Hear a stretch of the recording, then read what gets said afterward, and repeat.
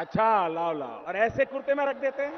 यही शुभेंदु अधिकारी के लिए मंच से खड़े होकर मोदी जी पब्लिक से पूछ रहे थे कि पैसे लेते हुए वीडियो देखी कि नहीं देखी। शुभेंदु अधिकारी की बात कर रहा हूं, पैसे लेते हुए आपने वीडियो देखी। एक तरफ तो उनको भ्रष्टाचारी साबित कर रहे थे, कैसे रंग बदलते हैं कि गिरगिट भी शर्मा जाए। उसी आदमी को आज इन्होंने मुख्यमंत्री बना दिया। तो इसका मतलब कोई आपने ऐसा प्लांट लगा रखा है, कोई ऐसी फैक्ट्री लगा रखी है, या कोई वॉशिंग मशीन लगा रखी है जिसमें इधर से भ्रष्ट आदमी को डाला उधर से पाक साफ होकर निकल जाता है। अब तक ये होता आया था कि देश के लोग सरकार चुनते थे।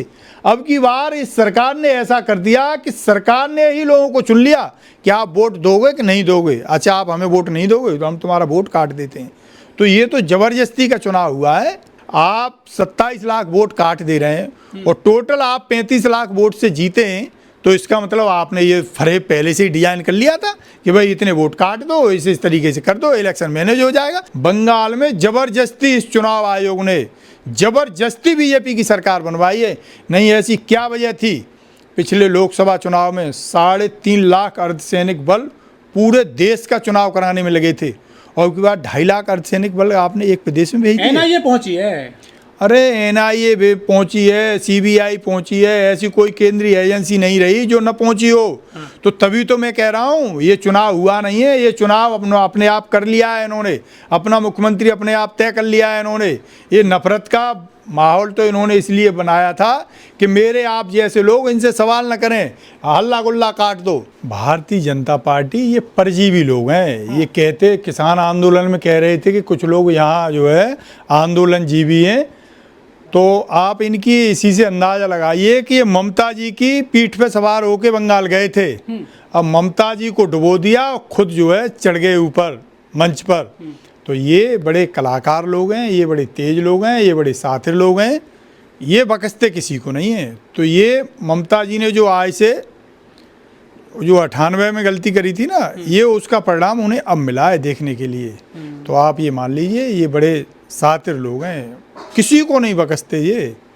तो अब वहाँ लगा दिया इन्होंने ममता जी को लाइन में। ये जुमलेबाज लोग हैं, बंगाल के लोगों को ठग लिया है इन्होंने। बंगाल के लोगों की अभी समझ में नहीं आई, कुछ दिन गुजर जाने दो। जितने इन्होंने वायदे किए हैं एक भी वायदा पूरा नहीं करेंगे। दिल्ली के लोग आज जो है बहुत पछता रहे हैं, दिल्ली के लोग बहुत याद कर रहे हैं आज पुरानी सरकारों को। क्यों? क्योंकि उन्होंने वायदा कर दिया था हम 2,500 रुपये महीने महिलाओं को देंगे। 2,500 छोड़ दो, ये 250 रुपये नहीं दे रहे हैं। तो इनके जुमलों में अभी बंगाल के लोग आ गए, लेकिन कुछ दिन बाद आप देखना यही बंगाल के लोग इन्हें घरे आते हुए दिखाई देंगे। टीएमसी के गुंडे गायब हो जाएंगे पश्चिम बंगाल से अब। और सबसे बड़े गुंडे तो इनकी पार्टी में है। शपथ ग्रहण हो नहीं पाई, उधर दुकानों में आग लगा दी, सामान लूट लूट के ले गए। जो 2.5 लाख अर्धसैनिक बल लगाए थे वो वहां से कहीं जा नहीं पाए, अर्धसैनिक बल खड़े हुए हैं। इसका मतलब किसी ने उन्हें निर्देश कर रखा है कि भाई जो उपद्रव कर रहे हैं हमारी पार्टी के लोग, इन्हें कर लेने दो।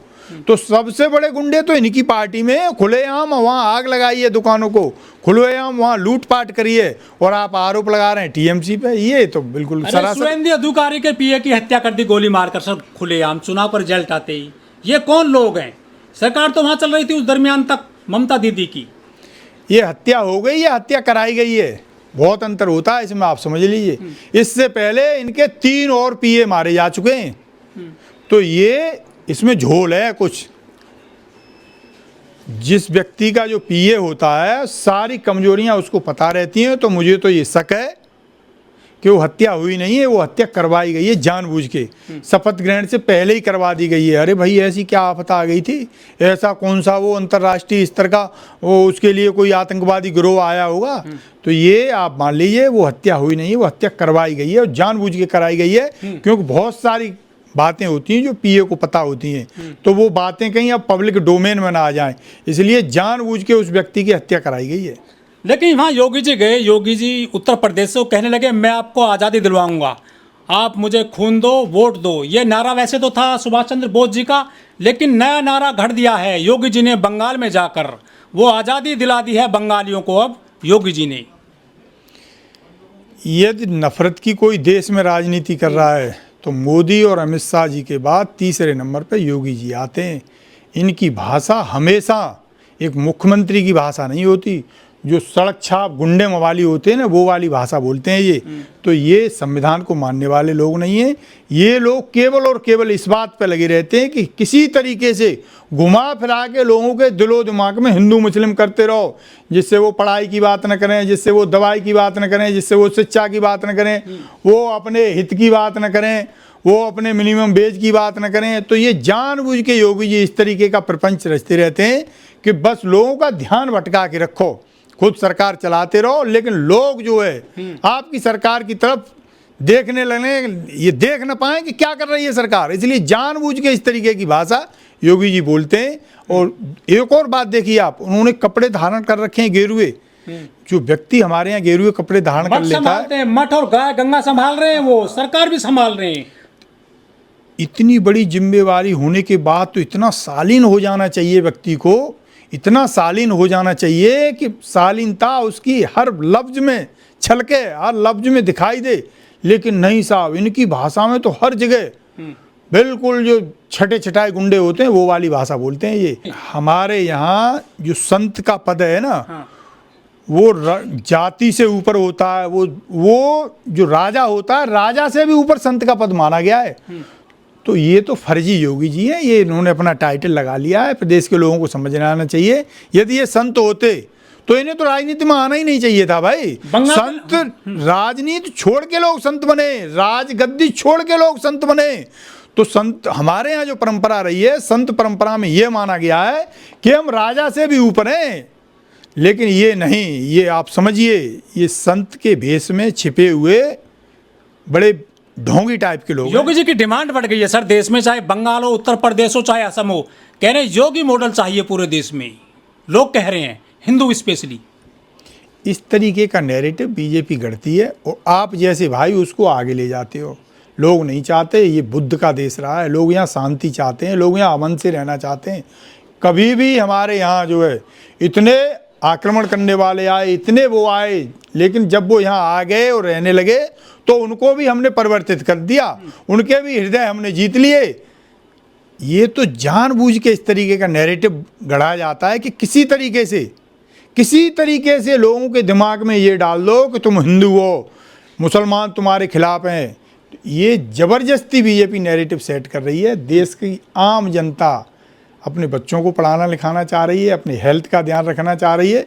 बीजेपी जानबूझ के ये नैरेटिव गढ़ रही है। और आप जैसे लोगों से मेरा निवेदन है कि इसको आप आगे मत बढ़ाओ। जो मीडिया कहीं से लाभान्वित हो रहा है वो आगे बढ़ाए तो ठीक है, जस्ती है कि भाई उन्हें दाना पानी मिल रहा है। आप जैसे लोग क्यों इनके नैरेटिव को आगे बढ़ा रहे हो? बंगाल कर दिया, बंगाल को कांग्रेस ने, टीएमसी ने और जो कम्युनिस्टों ने। अब बीजेपी आई है तो बंगाल में बाहर आएगी। अच्छा, तो बर्लिन बनने जा रहा है वो है। तो बनारस तो क्योटा बन गया होगा, बन गया शायद क्या, या बनारस का नाम ही बदल के कोटा रख दिया है। दिल्ली तो अब वो बन गई होगी, कौन सी नदी के किनारे, पेरिस बन गई होगी। जो क्या मूर्ख बना रहे हो इस देश के लोगों को। 20 प्रदेशों में सरकार है, वहाँ जाके आप देख लो क्या स्थिति है। उड़ीसा से एक ऐसा वीडियो आया था, 19 या 300 रुपये के लिए अपनी सगी बहन की कब्र में से कंकाल निकाल के लिए आया था व्यक्ति। यदि वो है डिजिटल इंडिया है, डिजिटल बैंक हो गई है। आप अंदाज लगाइए उस व्यक्ति की मनोदशा क्या रही होगी जो 19,000 रुपये के लिए, आज के ज़माने में 19,000 रुपये क्या मायने रखते हैं। आप कहीं खाना खाने चले जाइए परिवार के साथ तो 19,000 रुपये का नोएडा जैसे शहर में बिल आ जाता है। लेकिन उस व्यक्ति को आप सामने रखिए कि उसकी क्या स्थिति रही होगी बेचारे की, कि 19,000 के लिए अपनी बहन का कंकाल निकाल लिया। तो ये बीजेपी वाले बहुत बहुत बड़े बहुरूपिये हैं। उड़ीसा में ऐसा ही भाषण देते थे, गरीबी दूर कर देंगे। बहनों और भाइयों बताओ, केंद्र की योजनाएं यहाँ लागू होनी चाहिए कि नहीं होनी चाहिए। भैया सारी योजनाएं लागू हो गई आपकी, लेकिन फिर ऐसा क्या है कि आप कुछ कर ही नहीं। जहाँ आपकी सरकार आ जाती है बस वहाँ के लिए आप कुछ नहीं करते हो। जहाँ आपकी सरकार नहीं होती है वहाँ के लोगों को ऐसे सपने दिखाते रहते हो, ऐसे सपने दिखाते रहते हो कि वो कहने के चांद तारे तोड़ के ला दो, तो आप वो भी चुनावी वायदा कर दोगे हम ला के दे देंगे। तो ये जुमलेबाज लोग हैं, ये कुछ भी कह सकते हैं चुनाव में। शुभेंदु के जो शपथ ग्रहण समारोह में मोदी जी पहुंचे, नतमस्तक हो गए वो। ये बड़ा जो है उन्होंने दिल दिखाया है जनता के लिए। ये पब्लिक में भ्रम फैलाने के लिए जो वहाँ का इलेक्शन है, पब्लिक ने कम वोट दिए, ईवीएम ने इनको ज़्यादा वोट दे दिए। पब्लिक ने कम वोट दिए, चुनाव आयोग ने गिनती बढ़ा दी है, पता लगी कई जीरो बढ़ा दिए आगे। तो वहाँ की जनता के दिमाग में ये भ्रम पैदा करने के लिए कि हाँ भाई हम आपके आगे नतमस्तक हैं, आपने हमें वोट दिए थे, वहाँ इतने वोट नहीं दिए। तो वहाँ के लोगों को ये गुमराह करने की ये साजिश थी। ये वही मोदी जी हैं जो पुरानी पार्लियामेंट में शीश झुकाए थे। आज पुरानी पार्लियामेंट की क्या स्थिति है आप जाके देख लो। ये वही, अरे तो जनादेश मिला है सर, ये वही मोदी जी हैं जो अडवाणी जी के पैर छूने गए थे। आज अडवाणी जी कहाँ हैं जरा पता कर लो आप, जो है दिल्ली के किस कोने में पड़े हैं। मोदी काल में 22 राज्य जीत चुकी है बीजेपी। ये वही मोदी जी हैं जो फायदा लेने के लिए अपनी बुजुर्ग माँ को भी बैंक की नोटबंदी में बैंक की लाइन में लगवा दिया था। मोदी है तो मुमकिन है। अरे भाई मोदी सबसे बड़े ब्लफ मास्टर हैं इस देश में। ये जहाँ बोलना चाहिए, अमेरिका का राष्ट्रपति कई बार देश की बेइज्जती कर गया, लेकिन मोदी जी की हलक में से ट्रंप का टा नहीं निकला। कई बार उसने बेइज्जती कर दी, तो मोदी जी आपकी नहीं पूरे देश की बेइज्जती हुई थी। तो ये तो केवल और केवल भ्रम फैलाते हैं। मोदी जी कहीं कुछ नहीं है। ये मोदी जी का जो गुब्बारा फूला हुआ है ना, आप जैसे लोगों ने उसमें हवा भर रखी है, इसलिए वो उड़ रहा है। थोड़ा सा आप रुक जाओ, अब ये पंचर होने वाला है, और जिस दिन पंचर हो गया सीधा धड़ामधी से नीचे गिरेगा, पता नहीं लगेगा मोदी जी कहाँ गए। तो ये इनकी जो छवि गढ़ दी गई है कि मोदी हैं, ये कुछ नहीं है मोदी। ये मोदी तो केवल गुब्बारा है, और आप जैसे लोगों ने हवा भर रखी है। वो ये हवा अब जल्दी निकलने वाली है। ये घुसपैठिए वाला मैटर होता है, ये भारत सरकार के अंदर आता है।